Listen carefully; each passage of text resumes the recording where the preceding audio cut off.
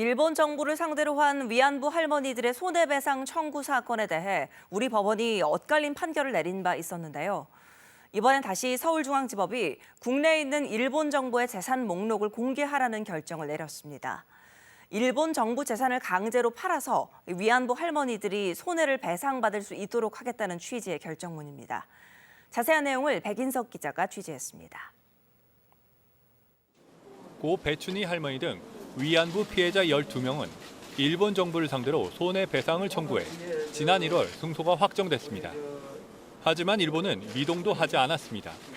이에 할머니들은 일본 정부 재산을 팔아 손해를 배상받는 절차를 밟았습니다. 우선 국내에 있는 일본 정부의 재산을 알아봐달라고 법원에 신청했습니다.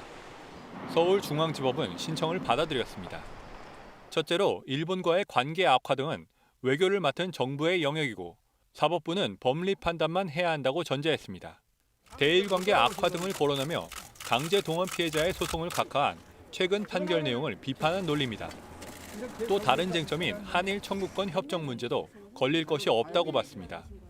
강제 동원 피해자의 손을 들어준 대법원 판례를 그대로 인용한 겁니다.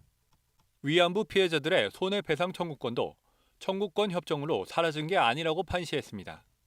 마지막으로 위안부 문제는 국가 면제의 예외라고 판단했습니다.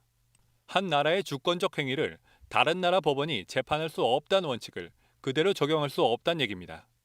국제 공동체 스스로가 정해놓은 규범을 벗어난 경우 그 국가에 주어진 특권은 몰수됨이 마땅한 점 등을 종합하여 채무자의 행위는 국가 면제의 예외에 해당하여 이 사건 강제 집행 신청이 적법하다고.